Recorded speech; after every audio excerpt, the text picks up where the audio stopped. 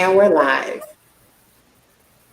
Good morning, everyone. Happy Saturday. Happy early Saturday. It's very early this Saturday morning, but we're excited to be talking about all things elections as we are currently in early voting season for all the Tri-County area in all three counties. Palm Beach County, Broward County started today, and Miami-Dade County got started earlier this week. Thanks so much for joining us for another Fem Saturday. And today we're going to be talking about election with Francesca Menace of the Black Collective. I wanted to say the Black Collection. I'm sorry, the Black Collective. So we're going to actually give Fran an opportunity to introduce herself in just one moment. I'll tell you a little bit about the Miami Worker Center. The Miami Worker Center is an action and strategy center that does work at the intersection of race, gender, and socioeconomic status. We are excited to also practice language justice, and our interpreters are going to let folks know if they want to hear this conversation and participate in this conversation in either Haitian Creole or Spanish, how they can participate fully. So I'm going to turn it over to you, Maria Angelica. And I will turn it over to Rose. Bonjour tout le monde, donc bonjour et nous t'a dit nous souhaitons nous bienvenue dans le forum ça jeudi et donc comme Sandra dit nous pral interpréter pour nous dans langue ni créole ni espagnol pour tout le monde qui t'a entendre dans langue que puis à l'aise là-dedans parce que et nous toujours pratiquer comme Sandra dit dans Miami Worker Center nous pratiquer et justice pour langue et donc nous pral présenter pour nous dans toutes les deux langues donc pour nous capable tendre interprétation en non-langue espagnole, nous appelons numéro 786 665 88 02. Pour nous tendre en créole haïtien, nous appelons numéro 305 901 2692. Tant pis, le nous entrer dans ligne et interprétation yo, mettez téléphone nous sous silence, mute, pour nous capable de moins interruption. Et donc, good morning, everyone. My name is Rose. I am with Marb Language Services with my colleague, Maria Angelica, who's going to be doing interpretation in Spanish, and I will be doing interpretation in Haitian Creole. And as Centra mentioned, is that Miami Worker Center practices language justice, and therefore we are here to provide the interpretation service to you all. If you would like to listen to the presentation in Spanish, please call 786-665 8802. And if you'd like to listen to the interpretation in Creole, you would call 305-901-2692. And when you enter the phone line, please do put your phone on mute or silence so that we can have less interruption as much as possible. And now I pass the mic to Maria Angelica. Gracias, Rose. Buenos días. Mi nombre es María Angélica. Mis pronombres son ella, ellex. Y hoy estoy ofreciendo interpretación en español con Marb Language Services. Estamos apoyando el compromiso que el Centro de Trabajadores de Miami tiene con la justicia lingüística para acceder a la información que vamos a compartir en este espacio en el idioma en el que nos sintamos cómodos. Entonces, si quieren escuchar esta reunión hoy en español, pueden llamar al número 786-665 8802, va a estar en la pantalla del Facebook Live también. Y en criollo haitiano, si quiere escucharlo en criollo haitiano, puede llamar al 305-901-2692. Muchas gracias.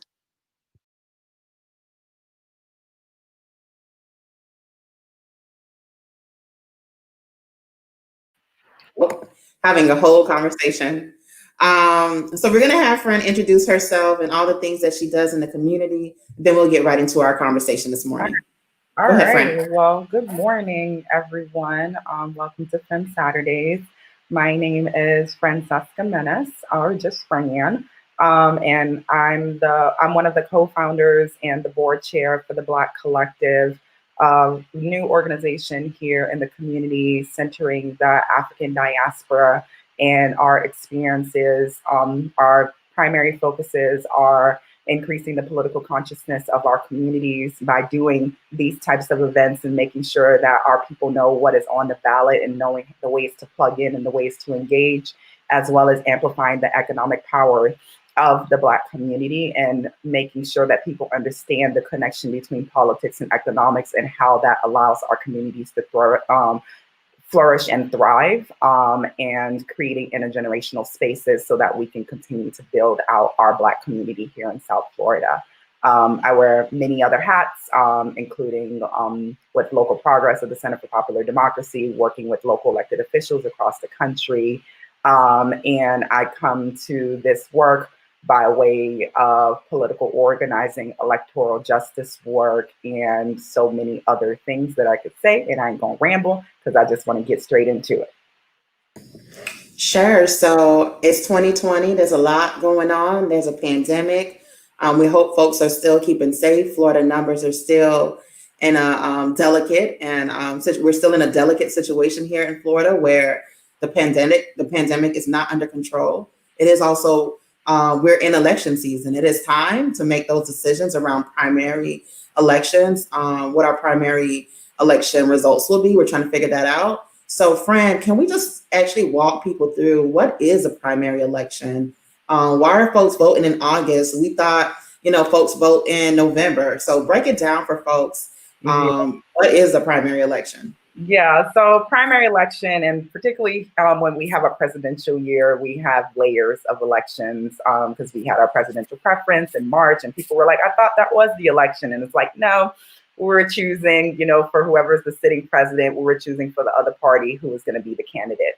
And so now we're entering the primary election season. Our election is on August 18th. And this is more so a layered election because there are many different races that we have, from local, city, county races, judge races, state races that include the state attorney, state representatives, state senators.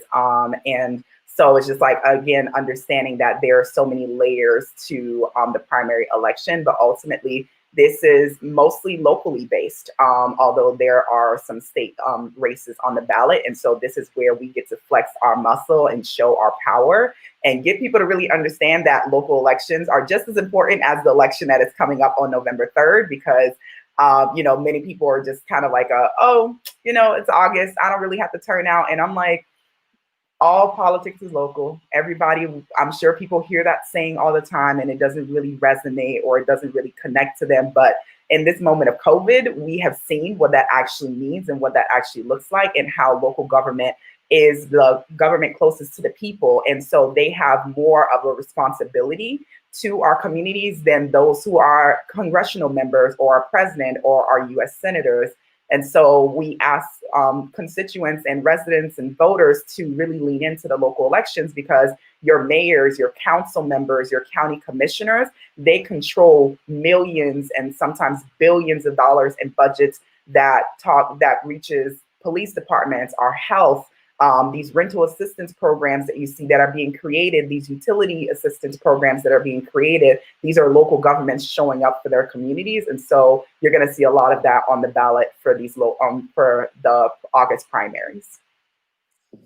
Yeah, thank you so much for that, Fran. I've been, on my soapbox telling folks that, at this point, especially in Florida, especially in our counties, that it's great to lead in good times.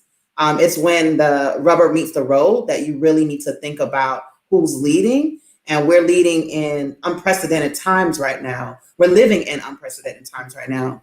And so, I know, we know there will be budget cuts, and that the folks that we elect in office, they're going to be the ones making those decisions. Mm-hmm. And we want to make sure that the folks that are voted into office think about us, understand our needs, understand the layers of folks who live in this community, undocumented, documented, folks who are low income, folks who, have been disenfranchised, communities who have not been invested in, to take that into consideration as they think about where the cuts should be made.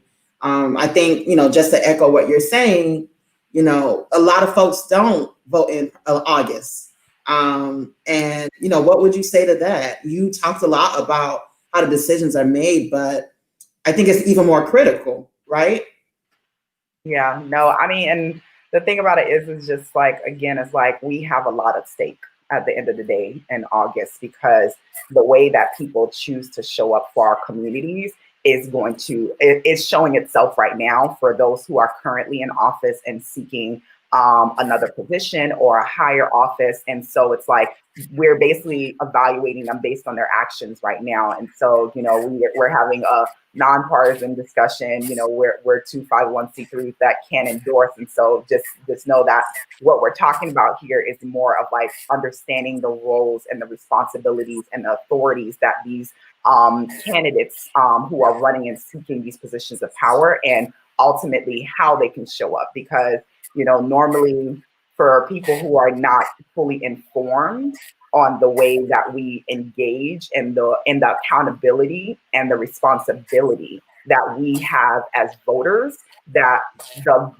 basically voting is the first step, is kind of like what we have to remind people. Because people think that, well, I voted, it's done, I ain't got nothing else to do with this. And I'm like, no, ma'am, no, sir.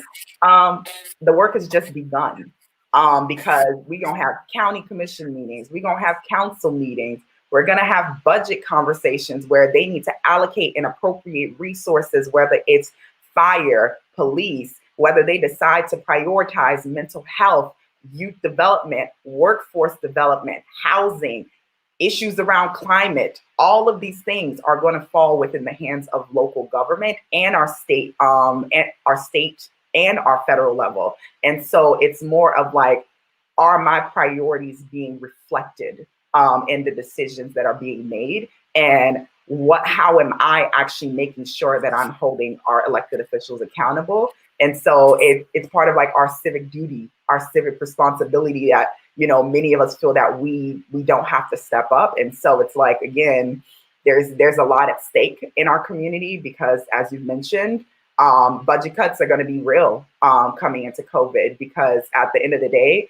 we are a tourist industry here in Florida. And the fact that hotels haven't been able to function, restaurants are being shut down, mom and pop restaurants are being shut down, every other day, opening and closing because of the indecisions of our governor. And so those things are going to have an impact on local revenue. And so counties and cities are going to have to be talking about big budget gaps that they're going to have in millions and millions of dollars that they are not going to be able to recover because it was based on taxes. And so when we have these conversations, again, it's about then what are you going to cut? What's going to be on the chopping block? Because is it going to be the things that we actually need in our communities, or is it going to be kind of these pork barrel spending, these monies that some elected officials kind of hand over to their friends? And are you going to take it away from them, or are you going to take it away from the community? Thank you for that. Let's talk about some of the folks who are on the ballot and what their roles are. And I think for me, I'm not most, because I think all the positions really have value. But for Miami-Dade County specifically, Miami-Dade County is a strong mayor county. And so let's talk about, what is a strong mayor? What does that look like for Miami-Dade County? Because that's one of the open positions this year in this race on August 18th. So let's talk about, what is the role of a mayor? What are they responsible for? So I'm sharing my screen right now so folks can kind of, I hope folks can see it. This is kind of a tool that the Black Collective, we're currently working on. So we all kind of get like a first preview of it. And these are going to be some of the things that we're going to be dropping in the coming weeks. And it's just more, again, of like, there are many organizations out there, and shout outs to the many organizations out there from the Miami Climate Alliance, from the NAACP, the Miami Foundation, who have been hosting candidate forums and basically asking the questions of the community. And so for us, what we noticed the gap was that not many people are taking the time to actually explain what are the powers that these people actually hold and why these elections actually matter in this moment. And so we can start with county mayor. So again, you said we have a strong mayor system here in Miami-Dade County, and that was by ballot initiative, where voters in the early 2000s decided that, okay, we need a strong mayor form of system, which means that we elect our mayor, as opposed to Broward County, where they have more of a weak mayor system, a ceremonial mayor who actually is selected by the Board of County Commissioners to be the mayor, and it kind of rotates amongst the board. And so our mayor in Miami-Dade County serves two consecutive terms of 4 years, so they can't serve no more than 8 years as mayor. And they basically are the CEO. That's the easiest way to kind of explain it. Is like when you think of a business and who runs and who manages the day-to-day operations, and oversees basically the financial health of the entity. That is what a mayor does. And so in Miami-Dade County, they oversee over $7 billion in funding, and manages over 26,000 employees. They get to select deputy mayors that basically assist them in running these different departments. But ultimately, the power that they have, again, is around proposing the budget. They work with the county commission, who ultimately approves the budget.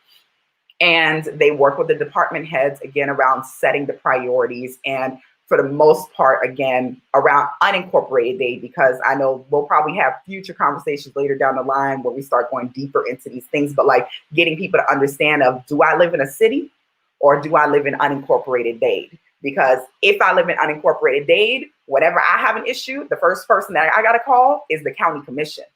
If I live in an incorporated city like North Miami Beach, Miami Gardens, when I have certain issues, the first person I need to call is the city.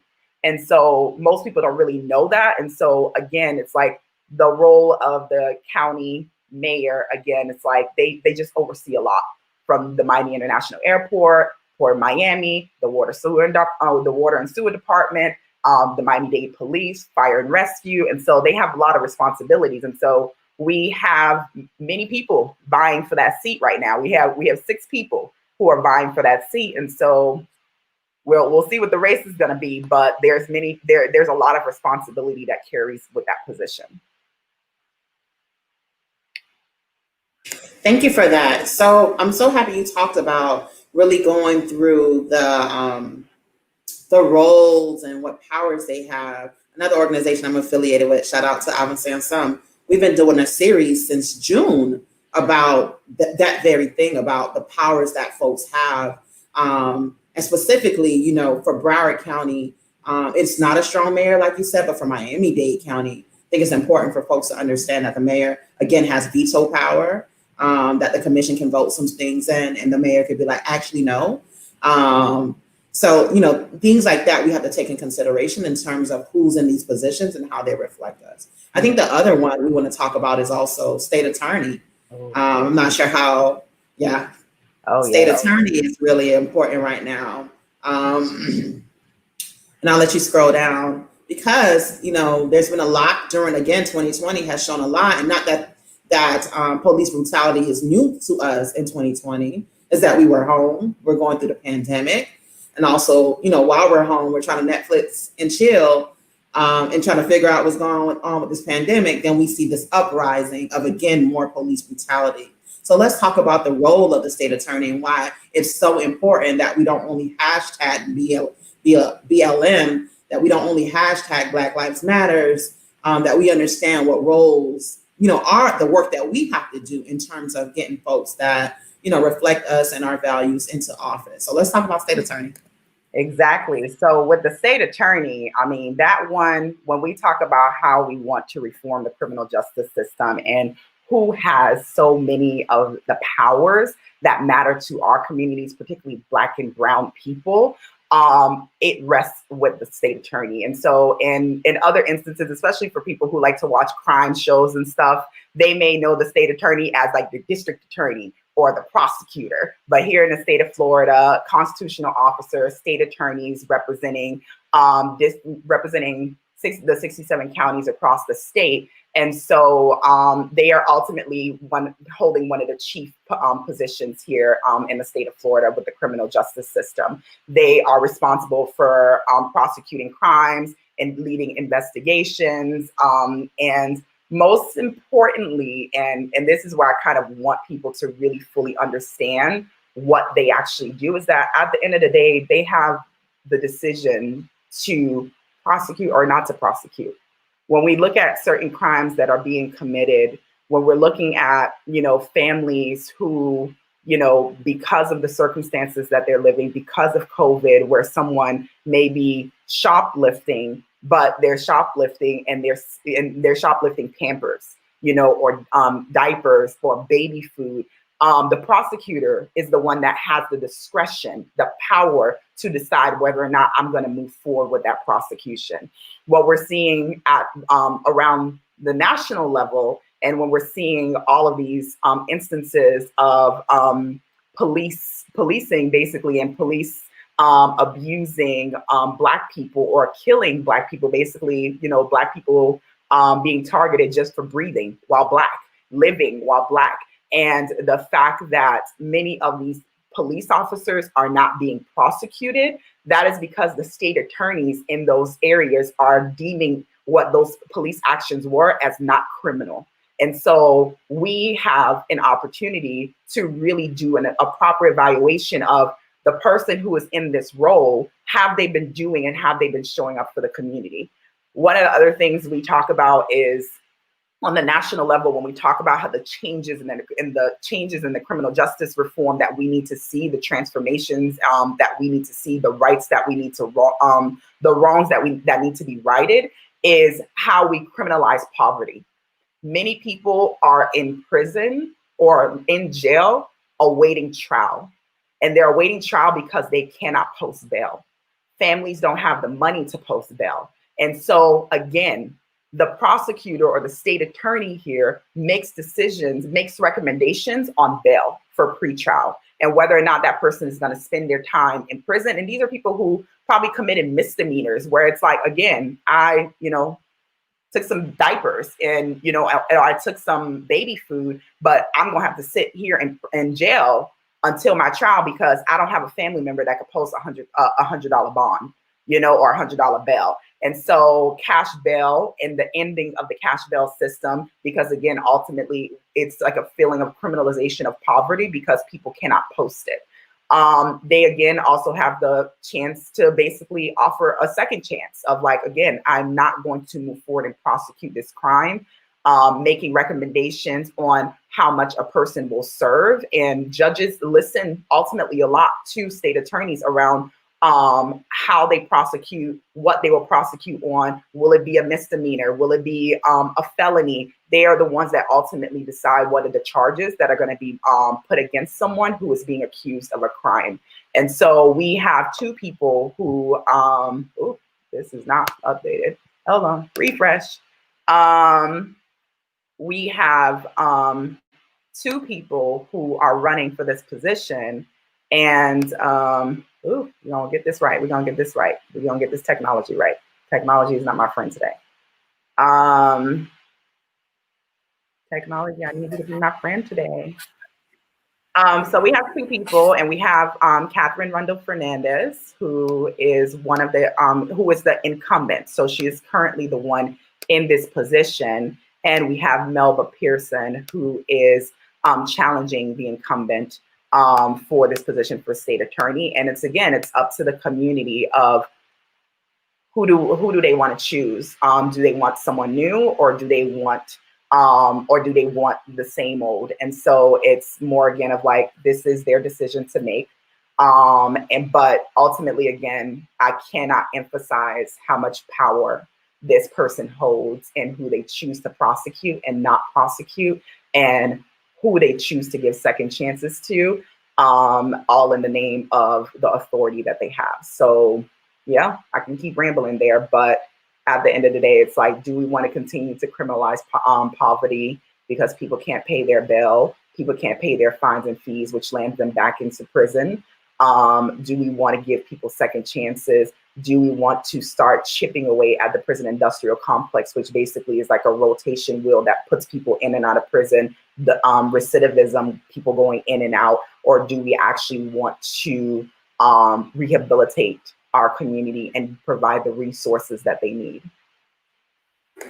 No, thank you so much for that, Fran. I think I would also add to that. In earlier this conversation, you said voting is maybe like there's, let's say step one, or maybe step two is voting. Maybe step one is being informed. Maybe step two is voting. I think that the rage and the rightful rage that a lot of us felt right now and earlier this year, what we're saying is to channel that rage into this step two. Step two is the first step was the protest, was the rage, was the, fight back. Let's demand some justice. The second step is let's vote. The third step is the accountability when folks are in office, that we continue to show up. And so we're, again, pushing folks to say, look, we got the step one down. We've laid out the information for you all to make an informed decision. Now we're counting on you all, just like we showed up in masses, to come on with us to step two, so that we can get it done at the ballot box. For folks who want that visual, because if we don't get to step two, then we got work to do. And I'm always preaching the gospel of get out of your savior complex mentality, because these are not our saviors. These are public servants that we have elected to do a job. And when they don't do their job, we have every right to question them, and we have every right to do the work to get them out of office. And so they should feel privileged enough that the community has selected them to basically lead us. But this is a representative democracy, and we all have a right and a responsibility to lean into this and hold them accountable. And the fact that we don't do that basically is us turning a blind eye. And so when things are happening in our communities, I always basically say, it's like, if you don't vote, you don't have a reason. If you can vote and don't vote, don't come to me with your problems. Don't come to me with your anger, because you did not exercise the power that you have and that many people have died to have the right to have. And you chose to ignore that power. And now you want to come to me and complain. So if you got it and you don't use it, you have no excuse to be frustrated, because you are contributing to the fact that we can't hold people accountable, because it's the same old, especially for a primary election. Again, I will emphasize that people don't fully understand the significance and the importance of a primary. And I know, like, when people see the ballot for the first time, they're like, Lord have mercy, like this ballot and all of the things that are on it. And I'm like, yeah, you didn't know that there was all these elections, these judges, state attorneys, state representatives, like all of this stuff is happening in our communities. And there are many people who are taking the time to educate and inform y'all, so that you can go in confident, knowing that the decision that you're making is the one that you need to make, and that you are making because you are equipped with this information. And the last thing I just wanted to say around the state attorney, and you'll see kind of like this little bubble around the here saying universal primary. So I just want people to understand. So universal primary is not the same as open primary, because I know people have the open primaries, and I'm like, nope.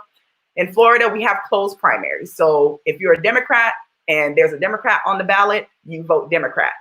If you're a Republican and in that same race, there's a Republican challenging that Democrat, you can only vote Republican. But in the instance of a universal primary, is that if you are a Democrat and and only Democrats are running in that race, and there is no write-in candidate, there is no a Republican in that race, it becomes a universal primary, which means that every voter can vote in that race.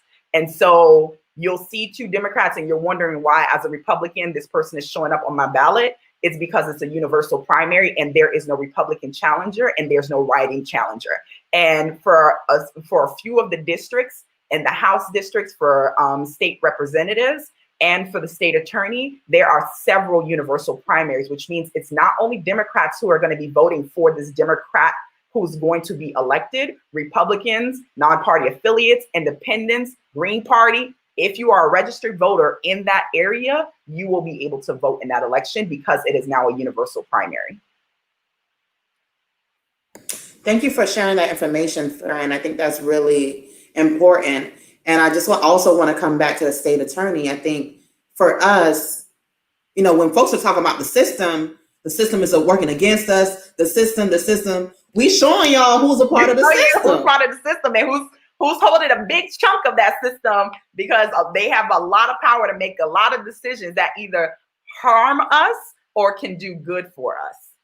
Absolutely. And actually, I was watching a interview the other day, and someone was telling someone who was like, she came to Florida for Trayvon. She was involved in Michael Brown, just very much an organizer. And it was talking about one of her biggest regrets was that they didn't really focus on making sure that folks who are organizers were, that one of their strategies was getting folks elected that weren't in decision-making tables. Yeah. And again, here we are telling folks, we talk about the system, we talk about who's really making decisions, and Miami Workers Center, the Black Collective, we're laying it out.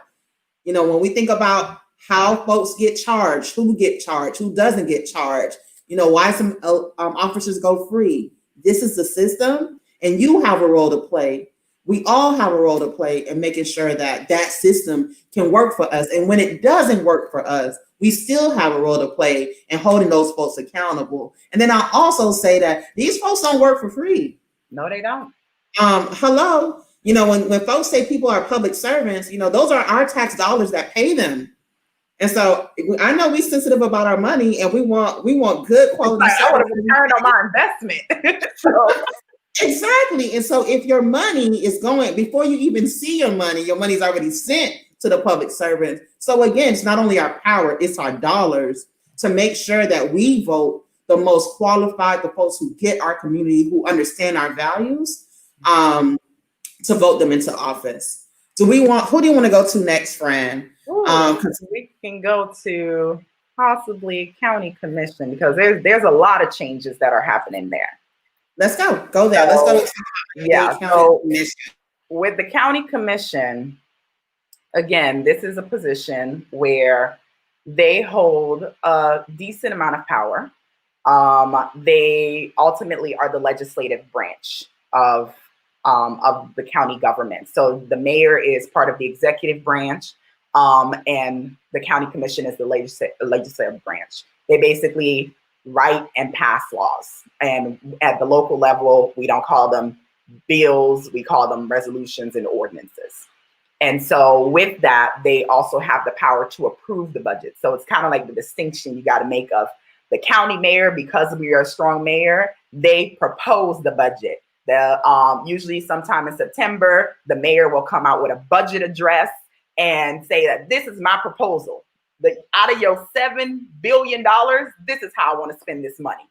Then the commission is going to tear that thing apart and be like, well, this allocation don't make sense. This allocation don't make sense. Maybe I would like to give money here. Maybe I'd like to give money there. All right, let's come back to the negotiation table, and can we pass our budget? And so they ultimately are the approvers of the budget. They also adopt a comprehensive development plan. So when we talk about development, neighborhood design, zoning, where things being built, where things being allowed to be built, and is a business zoned here, is an apartment complex zoned here, they are the ones who are the ones enforcing the zoning laws here in Miami-Dade County. They also provide public health. So Jackson Memorial Hospital is a public institution. And so they also are part of that in making sure that Jackson Memorial Hospital functions and gets funded the way that it needs to get funded so that it can be accessible to the public. They can override the mayor's veto. So the mayor has veto power as part of the strong mayor system, but they can override the mayor's veto with 2/3 vote. And then for all my community folks out there who want to join an advisory board, our county commissioners, they appoint people to advisory boards. And so you are basically a voice for the commissioner who has appointed you on a particular issue, whether it's the Asian Affairs Board, the Black Affairs Board, the Hispanic Affairs Board, the Commission for Women. I've sat on the Community Action Agency. I currently sit on the Northwest 79th Street Community Redevelopment Agency that looks at funds and allocates them to support businesses. And I represent a county commissioner at that table. So they also allow opportunities for community to engage and be part of the process. And so they ultimately have a lot of power. And we are officially transitioning into term limits. So this is our first round with it. Wait, one more thing before you go into term limits, because I often forget this. Is the airport. The airport, yes. The Go airport, ahead. public transportation, they make the decisions on whether or not we're going to build another freaking highway, or whether or not we're going to want to move a train or put a bus system in place, or, you know, so it's like, again, like, do we want to create more congestion, or do we want to provide alternatives to transportation? They are the ones who make those decisions. Yes.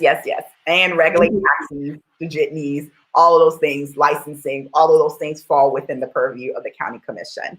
And so with term limits, this is our first round with it. It's officially kicked in, which means that we are losing a lot of people. And in this roundabout, we are losing a lot of our Black leaders on the county commission. We are losing Dennis Moss.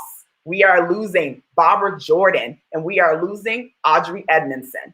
And so those 3 Black seats are open this time around, and we have people who are vying for those seats. And we also have incumbents who, District 13, Pepe Diaz, he is also termed out, and that also is an open seat. And so we're just going to go through them. So for District...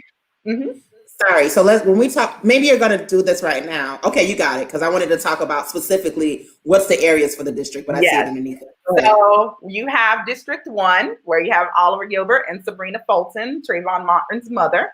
And that district, District 1, is part of Opelika, Miami Gardens, and there's some other areas of an unincorporated Dade.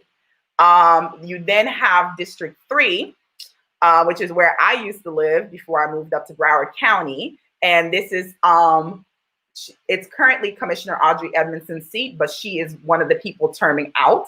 And hers incorporates a swath of cities, Miami Shores, El Portal, Liberty City, Brownsville, Wynwood, Design District, Morningside, Overtown, parts of downtown. And so you have 6 people who are vying for that seat.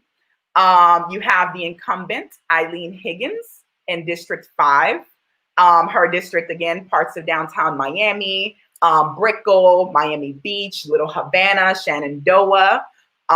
You have District 7, which is also another open seat. And here you have Cindy Lerna, Raquel Regalado, Michael Rosenberg, and Rafael Suarez, who is vying for that seat. And then Commission District 9. So this is South Dade.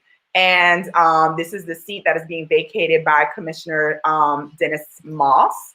And you have all of these other candidates. I'm not going to keep reading all the names, but you can see them there. And this is parts of unincorporated South Dade, Homestead, Air Force Base, Florida City area. Then you have District 11, where you have an incumbent that is being challenged by 2 other people. And those are the areas of West Kendall, FIU, Country Walk, Kendall Lakes. And then District 13, which is also another open seat that is being vacated. And you have those 2 folks running, and which includes Hialeah and Miami Lakes. So basically all of the odd number seats are up this round. So basically we know then in 2022, we get prepared for the 2, 4, 6, 8, 10, 12 races to come up in 2022. And so there's basically just going to be a lot of reshuffling happening in the county commission. And that's why I can't say enough why it is important to vote in this election, because 1, everybody needs to do their research, because some of the people who are running for these seats currently hold other seats. You know, some of them are currently mayors of cities, city council members, city commission members, former state senators. And so some of them have ran for office. But again, I always say that doesn't necessarily mean that they're the best person for the position. You need to go check out, what did they do as mayor? What did they do as county commissioner? What did they do while they were a state senator? Because sometimes that's actually the best thing, is that when they were in office, you have something to evaluate them on. And so take the time and see who these people are. Some of these other folks are community leaders who've been doing work in our community for decades. And so you have an opportunity to take the time, do the research. Now you know what powers they have, because they hold a lot, make a lot of decisions, make a lot of recommendations. They can change a lot around the way that the county runs and functions, from our wages and increasing our minimum wage, protecting workers, protecting our parks and our environment and our climate. And all of these, affordable housing is a huge issue here in Miami-Dade County. Unfortunately, we can't rent control because Tallahassee took that away from local government. But there are ways, when we think about how we build our communities, how we build and design our neighborhoods, that they are not displacing the people who are currently there. So when we think about development without displacement, that is part of their responsibility. How are we curbing and stopping gentrification that are happening in Black and brown communities where they're being displaced because of a reverse white flight? That people who moved into the suburbs, but now their suburbs are underwater. When it rains a little, their cars are covered in water and they moving into our Black neighborhoods and kicking us out. And so these are, again, the decisions that they are going to have to wrestle with. And are they going to be meeting the needs and priorities of our communities? And you can see that based on how they voted. Again, police, law enforcement, how in this moment right now, we still have a police chief that is selected by the mayor, and they also help and fund that department. How in this moment, when we're calling for defund the police, when we're calling for divesting in the police department and investing and giving our community the resources that we need around housing, around youth development, around public health, around mental health, around addressing the issues of homelessness, protecting workers, workforce development. These are the things that they are going to have to wrestle with only if we hold them accountable to those things. Yeah, and I think even more plainly, I know we like receipts. Yeah. So we want to see folks' receipts. Like, show me. Exactly. Show me where you have been. Show me your work. Like teachers used to tell us in grade school, I want to see your work. Because you want to earn my vote, not only my vote, because we know also, again, with taxes, it's our money. And I think the biggest thing for us to also consider is that not only will it be new folks in office because of the term limits, there will be entire new folks at the county. So with new folks come new administration. So entire folks who haven't necessarily worked in the county who will be new to this. And so we want to make sure, what has been folks' track record with managing, dollars? Have they been ethical? Have they been transparent? Are they great leaders? How are they under pressure? Because 2020 is about that pressure. Yes. We're taking it ain't no more the same. Like y'all seeking our vote, y'all vying for this position. We got to know how you're going to show up for us. Are you going to be with the developers? Or are you going to be with the people? Are you going to be with these corporate interests? Or are you going to be with the people? And we need to know these things, because it's like silence is no longer an option. You got to answer us when we ask you these questions. Because at the end of the day, we going to show up at your doorstep. We going to hold you to these words that you preaching out here of how you going to show up for our communities. And we as Black and brown communities in Miami-Dade County can no longer sit idly by while they destroy us. And I say over and over, while they erase us. Because right. I'm telling you, as a child born and raised in Little Haiti, when I go to that community and how tears drop in my eyes because I don't see my community anymore. All I see is gated up properties because developers are coming in, buying up plots of land bit by bit by bit, so they can get to a point where they're going to build a high rise in that community and basically erase my people and erase our existence. And who are the people that have allowed those things to happen? So you have to, again, take that time, do your research, know what they've done in the positions that they currently hold, because some of the things that people have done are unacceptable, and they are now seeking more power. And we have to understand that they are seeking more power now. So is this something that we want to give them, or is it something that we want to give another person an opportunity and a chance to have? The Bible says, if you can't be trusted with the least of these, with the little things, should you be trusted with the bigger things? Exactly. So I think that's a question for us to be asking everyone who's running, can we trust you to do what's right by our community? And I also, to your point about development, I often want to tell folks the tax credits are on our dime. Mm-hmm. And so one of the things that folks like to say is we can get so creative and offer so many things when it comes to developers, but why can't we be that creative when it comes to community members? Exactly. Why so many barriers and so many eligibility requirements when it comes to community, when everything could be erased and free for all when it comes for development? And so who has these folks been when they have to make those decisions? We want to make sure that we can trust them, that they've been with us, that they consider us, that they fight for us. That's why I was time go see who they getting that money from, because that's an indicator of how they're gonna show up for you. Absolutely. I guess we'll take one more, school board, and so then school board. Yeah. Here we go. All right. Well, school board, some shifts that are happening there as well. And it's not necessarily term limits. It's just people are deciding to step down because school board actually doesn't have term limits, and so they can basically be there for as long as they feel that they want to be there. And they serve a 4-year term. Ultimately, they are the ones who hire and fire the superintendent. They set the district policies. They oversee billions of dollars in the school budget.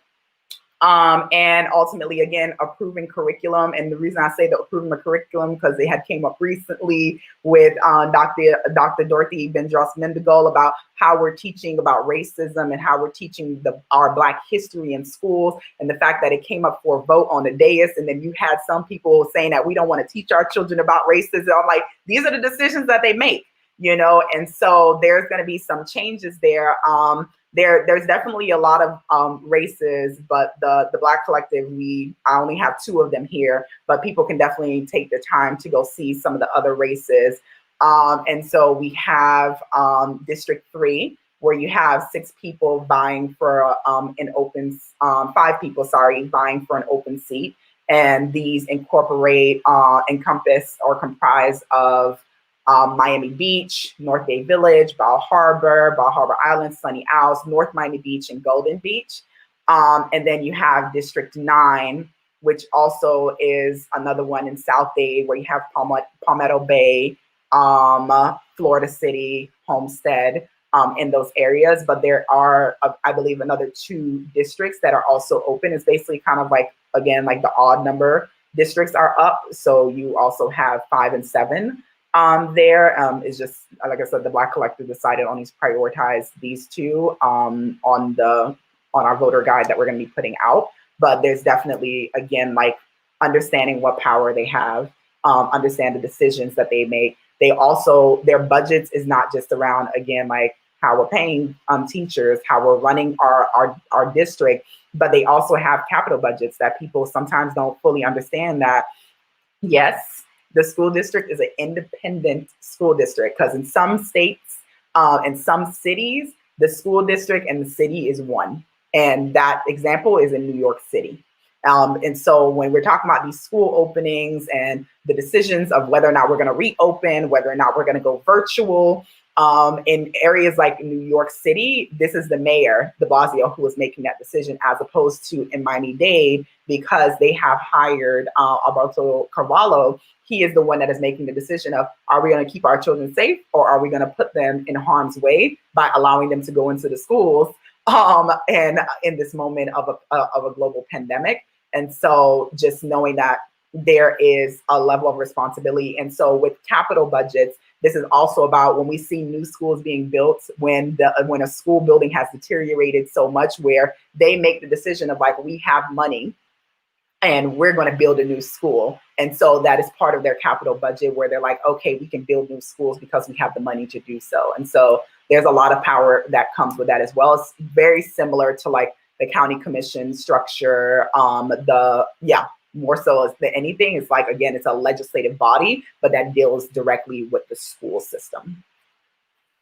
Absolutely. And I know Power U has been doing a lot of work. Shout out to James Lopez, has been doing a lot of work in making sure that participatory budgeting is like, where do we put in our resources? Do we allocate them for mental health?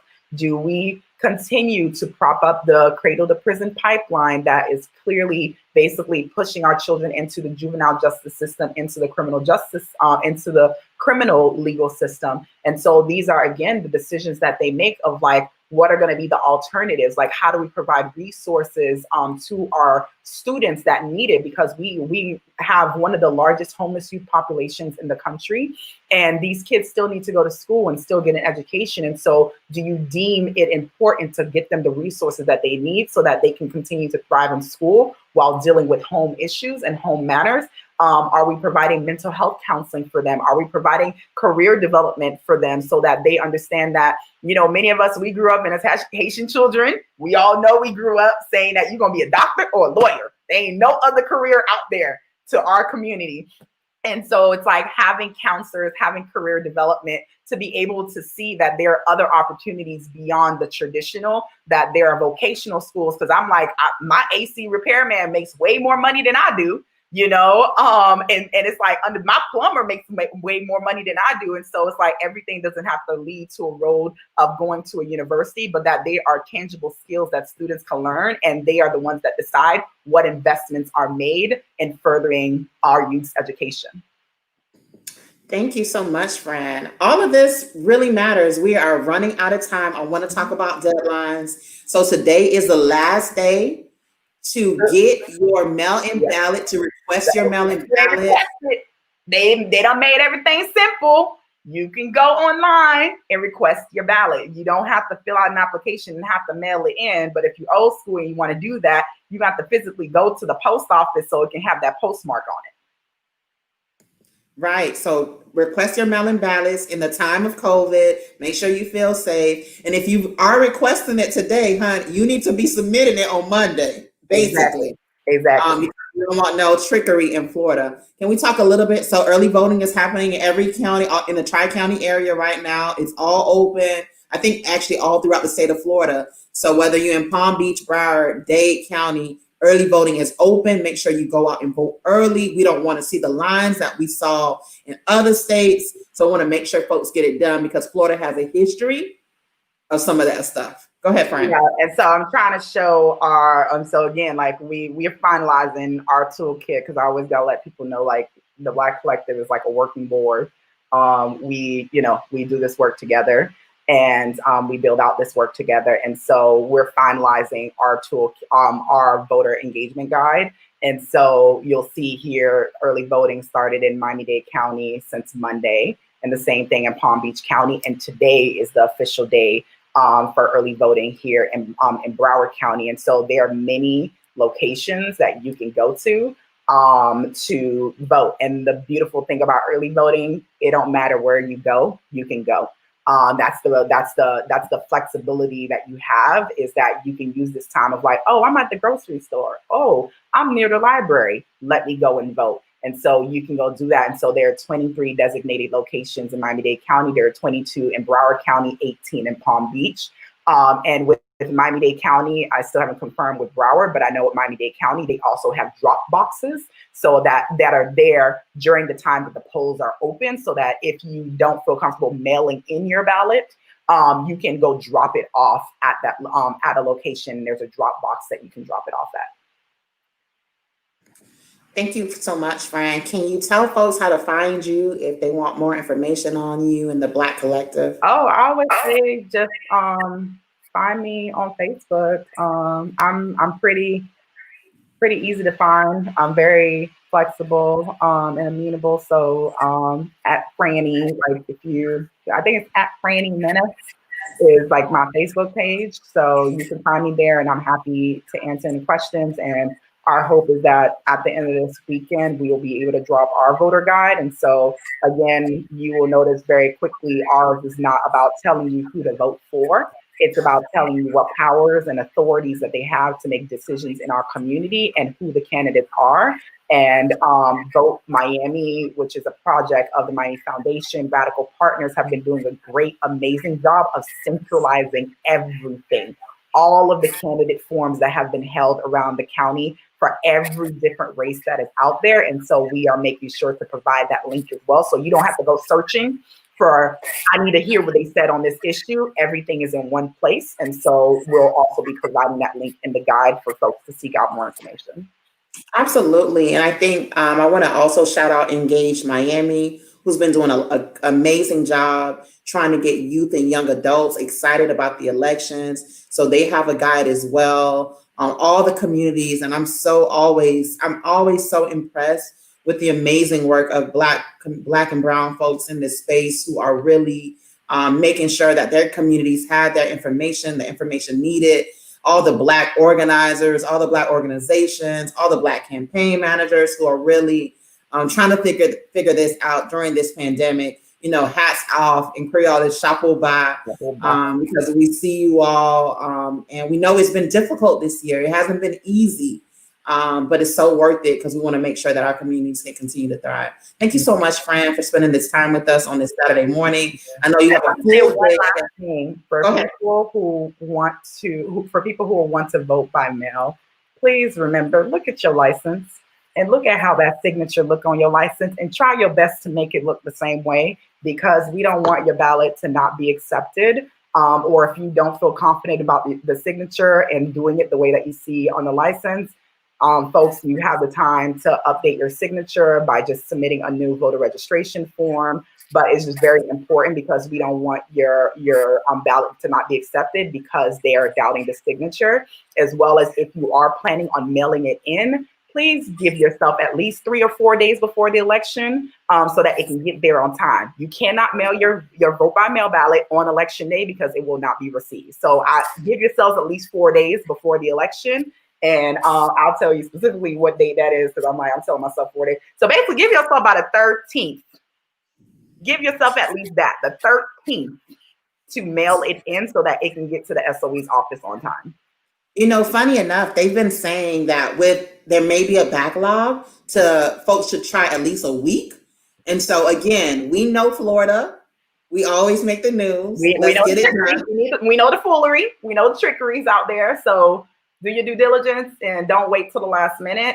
Or if you happen to have it on election day and can make it to your polling location that is on your voter card, just turn it in. They'll rip it up and they'll give you a ballot at your polling location.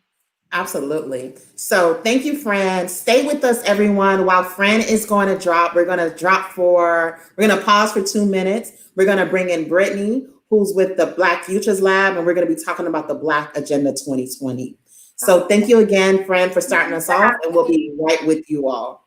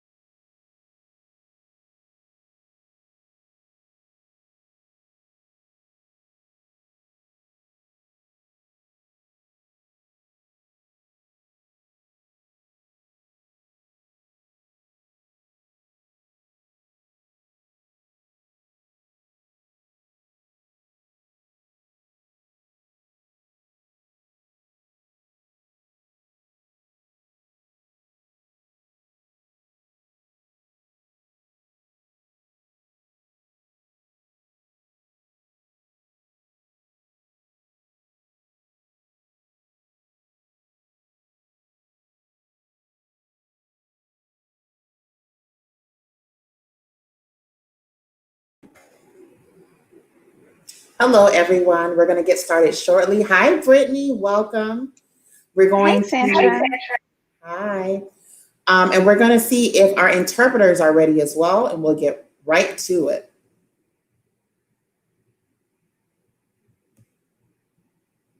Okay, so hi again. My name is Sandra Dennis, and I'm with the Miami Worker Center. And I'm here with Brittany Farrell.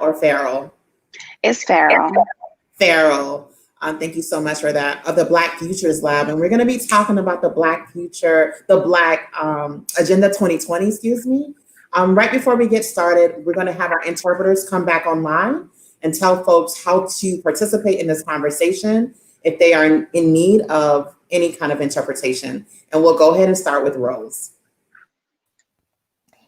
Donc, bonsoir, bonjour tout le monde. Et donc, nous t'arrêtons connaître que nous avons pas interprétation en créole et non ligne ça. Donc, si toutefois que nous avons besoin d'entendre interprétation en créole, t'en prie, relais numéro ça.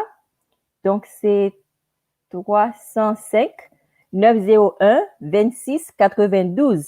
Si toutefois que nous avons entendu interprétation en espagnol, que Maria Angelica pourra le dire nous en espagnol après. Et le numéro 786 665 8802.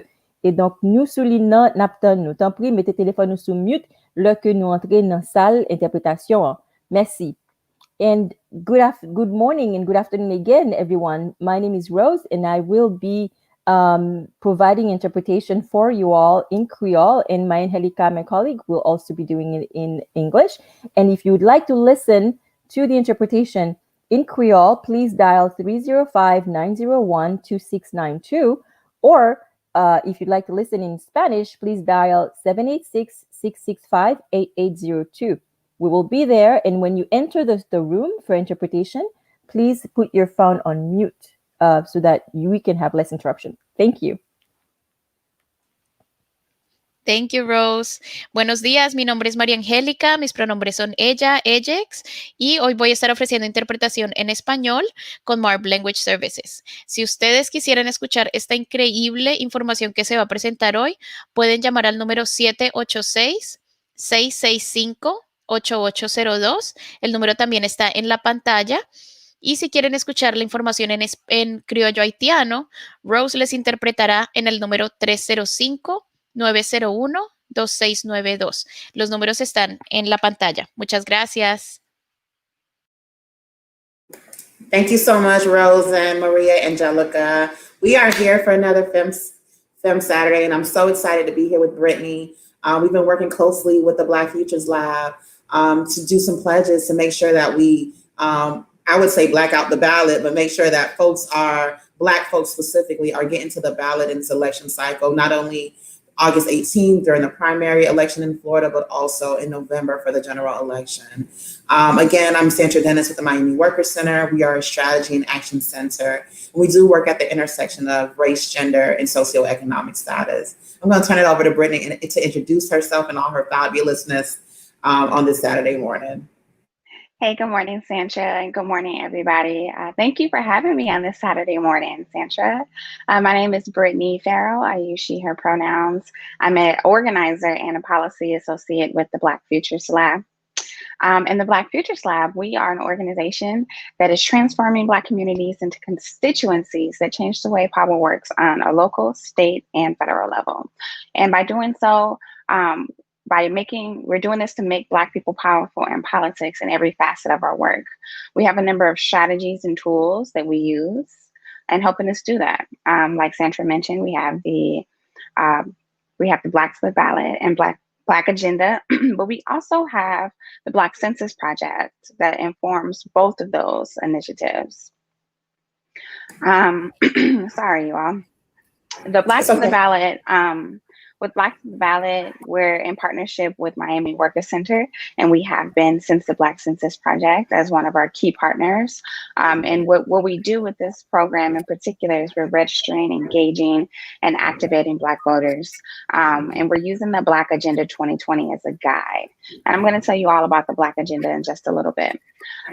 With Black to the Ballot, our goal is to build capacity in our communities and expand power when we started this program, in addition to Miami Worker Center, we also partnered with 14 other organizations, Black-led grassroots organizations in 9 different states. We are out to register 10,000 Black voters and to get 50,000 Black people pledged to vote, and we are well on our way to our goal. So this Black agenda, it's an agenda that's informed by the Black Census Project. The Black Census Project is the largest survey of Black people since the Reconstruction era. We surveyed over 30,000 Black people on what they want, need, and desire for their communities. We touched on everything from the economy, healthcare, criminal legal system, our families, everything that impacts and touches every part of Black lives. And we've transformed that into an agenda that Black folks get to pledge to, and they get to take that to the ballot with them. They get to say who is in alignment with what we need for our communities so that we can transform our communities and have the things that we need. Thank you. And I'm going to acknowledge our board member, Emma, who's watching. So you'll start to see comments jump on the screen, as well as June, who's a member of ours, and all the members who are listening by phone and are also watching this Facebook Live this morning. So let's get into it. I know you talked about the Black Census Project and being the largest surveyor of Black folks since Reconstruction, but like, how meaningful is that? Like, I'm still new to the Miami Worker Center, but at least I still get chills when I think about people just asking Black folks, like, what do they want? What do they need in this time? Yeah, it's a huge deal, Sandra. As you know, a lot of stuff gets made about us without us, and Right. this was our work and our way of saying you're not going to keep doing that, right? So we mobilized over 100 organizers across the country to go into Black communities and actually engage with Black people about the things that we want and need for our communities, so that we could say we've talked to Black people. Like, this isn't just, folks speaking on our behalf, right? We can no longer have that because obviously we see it's not working. So yes, it's a huge deal. It's a very huge deal to make sure that the policies and the things that impact our lives are informed by the things that we say we need, the things that we say are important to us. And I think, just to add to that, I think I often remind myself and other folks that, sometimes we are conditioned to believe that it is folks with the master's degrees, as the folks with the PhDs, and that they are truly the experts. But in actuality, we're the experts in our lives and what we want and what we need. And the elders in the community have so much that they can offer, and the young folks and the women and the men and the femme. We all have expertise, and we all should play a role and have a say-so in what we want. And so let's talk about that.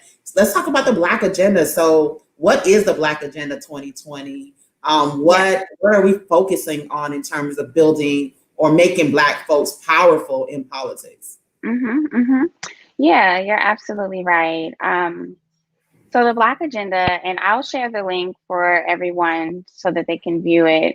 It's a really comprehensive agenda that informs policies that make Black people powerful and the economy by removing policies that lock us out of good jobs and investing in health and wealth of our communities.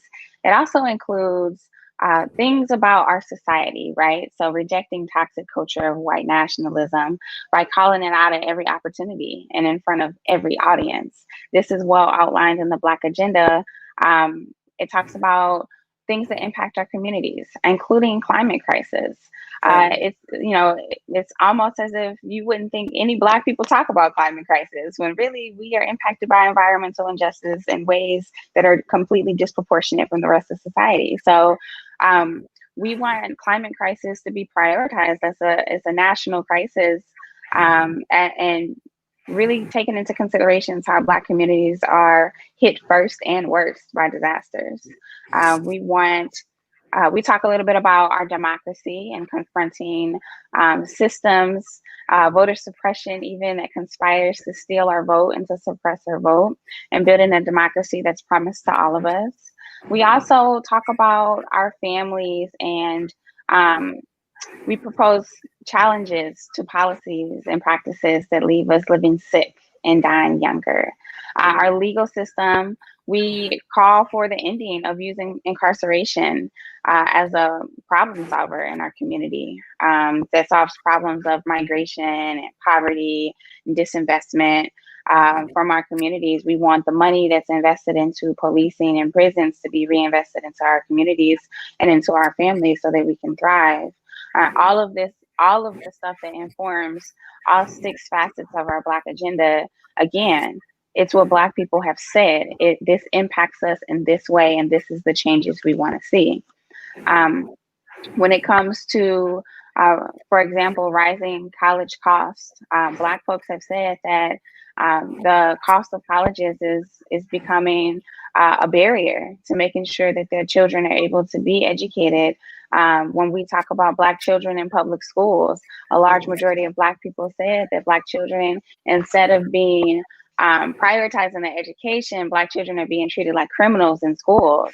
And there are also, in some places, I know we came to Miami over a year and a half ago to disseminate the data from the Black Census Project and what people in Florida and Miami had to say. There are also lots of contradictions that you can find in data anywhere, right? Where you have folks who say that Black children in schools are treated like criminals, but then the key to fixing that is more police in schools, right? So we get to actually dig into the nuance of those contradictions, and we get to challenge folks on what actually keeps our community safe, right? Because in certain areas of the Black agenda, it's also, in certain areas of the Black Census Project that inform the Black agenda, it also says that police are also killing Black people at disproportionate rates, and it's a major problem. So when we have things like that, it creates really robust conversations in Black communities, and we get to re-examine what is safety and who keeps us safe and what do we actually need to be safe, which are all important conversations when we talk about shifting power and bringing the things that we need into our communities, right? Yeah, I think, all this just reminds me that, I just feel like personally for 2020, especially, Black people are saying, we won't be silenced. Like, we're going to speak out loud, and we're going to speak about our needs and our wants, and we're going to call out, and we're going to say no more. And that's so refreshing. I mean, especially for Miami, where, we just came off a panel and folks feel as if, Black people are invisible. Like, when folks are talking about minorities, they're not talking about Black people in Miami. When people are talking about immigrants, they're not talking about Black people in Miami. And so, to be able to speak out what our needs and our want is super, super, super, I think, on time. I'm sure before you all rolled this out, had no idea it was going to be in a pandemic, but it's so still right on time to be really kind of like in this pandemic where, again, we are so disproportionately impacted or affected. Here we are again saying, here's what our needs are. And we want elected officials to, when we go to the ballot box, we want to vote for the folks who really understand our needs and have similar values as to us. Yeah, and speaking of the pandemic, Sandra, what lives on our C4 side, Black to the Future, is an addendum to our Black agenda that centers the needs of Black folks during the COVID-19 pandemic. So I'll also share a link to that so folks can check it out. Thank you for that. You all have a few other projects going on, and I'm always amazed at the work of Black Futures Lab because it's so Black centered. We often say in Miami, say Black. It's not a bad word. You could say it's for Black people. Yeah. And so you got the Black to the Ballot, which we talked about, the Black Census Project, but you also have a Future Public Policy Institute. And I know we have a member, one of our staff members who's a part of that. And I also have a friend of mine from another organization who just randomly told me how excited he was about being a part of the institute as well. So you want to talk about that a little bit as well? Yeah, so the Black to the Future Public Policy Institute, we call it the Black Policy Institute for short. It's a shared program of Black Futures Lab and our sister organization, our C4, Black to the Future Action Fund. And the Institute is a policy advocacy and leadership training fellowship, and it provides the tools needed to transform Black communities and to build power in Black communities. So we have almost 40 fellows right now who we are preparing to build the capacity of our communities to make legislative and policy interventions that advance Black people and our futures. So we have a really robust cohort right now, from interests varying from electoral justice to justice in healthcare to criminal legal justice. And it's really exciting. It's really exciting to see folks excited about this work. You can tell that people are really want and need this information, and especially right now. Absolutely. I want to get a little bit into the nitty gritty in terms of active participation. So I know we have all these initiatives and they're amazing, and there's a pandemic going on. You know, what are we saying to communities, I would say, from the Black Futures Lab perspective, but also from your personal perspective? How are we making sure that Black people turn up and turn out for the vote, not only in August right now, but also in November? Yeah, you know, at the Black Futures Lab, we really value helping Black people understand how power works. We do so through our meme series, which is our political education series. I don't know if you all have checked it out, but it's called What in the Meme is Going on our social channels. And I think that that's a really important way of helping folks understand how and why power works in a certain way. I know when it comes to a lot of the local and state elections that have been happening lately, the powers that be make it really incredibly difficult to know or learn how those things work and how they implicate Black communities. So we start there. I think a lot of folks, what they need to ask, like who wins this gubernatorial race impact me and my family? How will who wins the circuit attorney seat or the prosecuting attorney seat impact those that I love? And what does this amendment mean, right? And how does passing it or not passing it implicate Black communities? So I think it always comes back to understanding power and informing people on how their participation in local politics and state politics and elections can shift and transform that power. The only way that we can truly inform folks is by deeply engaging people about these issues and through organizing and relationship building, so that we can get a clear picture of what it is that people know and what they don't know. What do they have a thorough understanding on, and what do we have more work to do to make sure folks understand? And I think in doing that, we can make sure folks are properly equipped so that they know what decision they're making and why they're making it. Right. That's such an amazing point. I often say that, you know, you would think about, you know, folks who you think know. I would say I've gotten caught up in the last, and every year I learn something new about, you know, politics and how we really truly build power and what does power look like.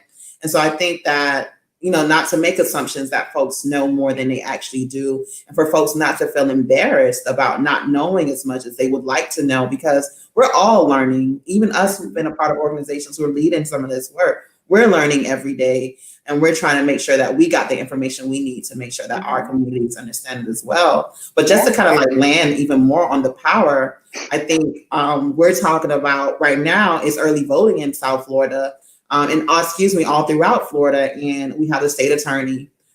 We have mayors. We have a strong mayor in Miami-Dade County. We just talked about this, you know, and as we've been talking about the violence that, you know, is done, or the murder of Black folks in our country, you know, we're educating folks on, like, you know, the state attorney, they make the call on whether these charges will be pressed, what folks will be charged on the murders. And so, you know, here it is again, we're asking folks, teaching folks, engaging folks on, here's what we've seen happen, here's how you can engage in the system and make sure that your voice is heard as well.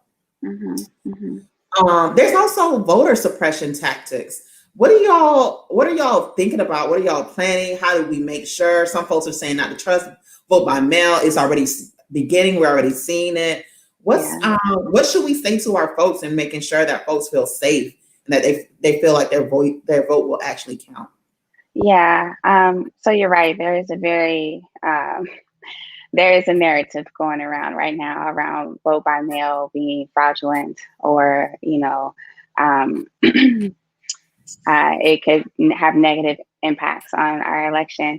What I would say, and what we're doing at the lab, we have some stuff in the pipeline right now that is we plan to put out some political education and content to inform voters on the various ways that they can register, or that they can cast their ballot, whether it's through absentee vote by mail or early voting. Or if they are headed to the polls, wanting to make sure people have the information they need to protect themselves and their families if they're going out to the polls. And so what we need folks to know is that vote by mail, absentee voting, and early voting is not a one size fits all. And doing the research and trying to figure out how do we package this information to send out to our people.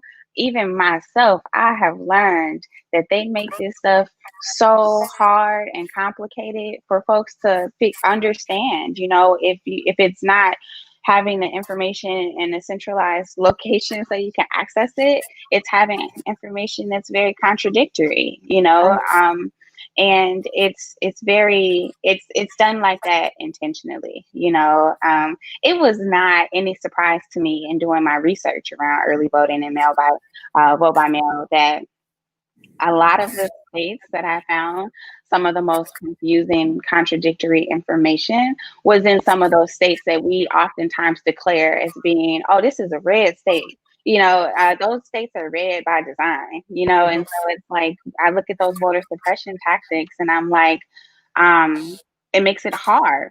It makes it hard for people with varying political ideologies to be able to access information to cast their ballot, So I would encourage people to do their research, to find a political home that would inform them on how they can cast their ballot that they trust. And so if that is organizations local to Florida, Miami Worker Center, I know that there are many organizations across this nation who are doing work to inform voters, Black voters especially, who either don't have access to the internet to be able to do the research themselves, or Black folks who don't even understand the language that's used when they are explaining mail-in ballot and mail-in voting information. Find a political home that you can plug into that has the interests of the Black vote in mind, who will make sure that you casting your ballot is a priority. Yeah, that's funny enough, I'm in the public health space, or that's my background. People often say, find you a primary care doctor, find a medical home.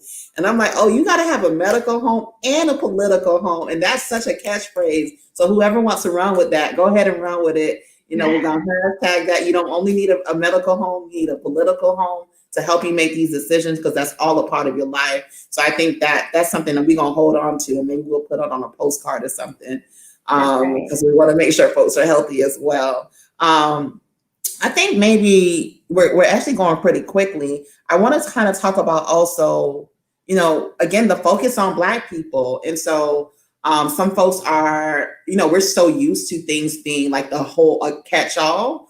And so that folks are including, I would say, everyone, but the keen, the keen focus on Black people. I know we're Black. I can say it's because we're Black, but was there a specific reason to just Black folks, or have you all received that question? I'm sure some of us have received that question, to be honest. I mean, I personally have not, but I'm sure within the org we have gotten that question, because Black folks can't never have nothing that's just for Black folks. So, we're Black folks. We know our conditions best in this country, and we know that when it comes to advocacy for Black people, we know how sometimes it can be done, and it can have all sorts of strings attached, and that is not something that is productive or beneficial for our communities, right? And so we organize to build power for Black people because we see what happens when Black people don't have political power. We've been living it for over 400 years now. What does it look like when Black folks don't have power? It looks like Black people suffering disproportionately from health disparities. It looks like the large percentage of Black people who are disproportionately unhoused.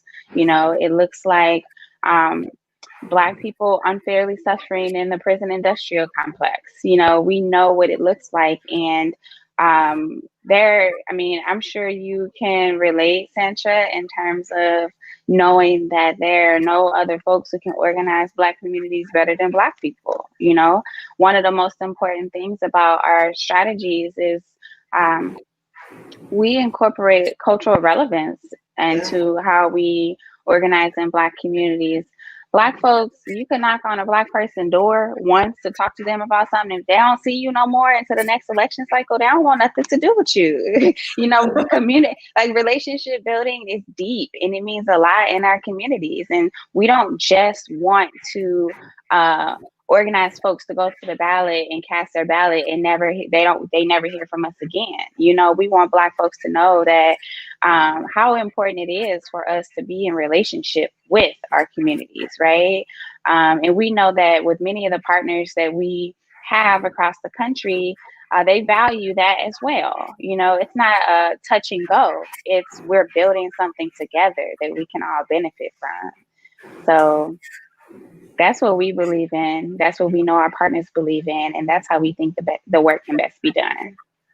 Yeah, thank you so much for that. I think I would add that not only do you all know your communities, you're with your communities, or we're with our communities, it's also we hire our communities. We know their skill sets and we make sure we put them on and we make sure that everything isn't, you know, can you do this for free? If we have resources, we'll share it with our communities. And that's what it really looks like. I want to go back to the Sounds of Diaspora. Was it Sounds of the? I think it was the Sounds of Diaspora that we had in July, where, you know, you want to talk to Black folks, you need to know who the DJs are in the Black space. You need to understand what they like to eat, who they believe are the true the trusted messengers in their communities, and who you think are leaders may not necessarily who they think are the actual leaders in their community.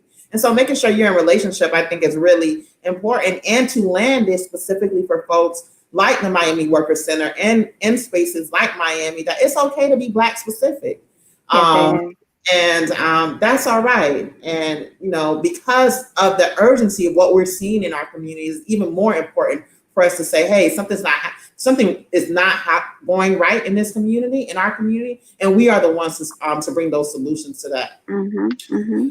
Tell folks how to find you, Brittany, if they're looking for you, if they're looking for the Black Futures Lab.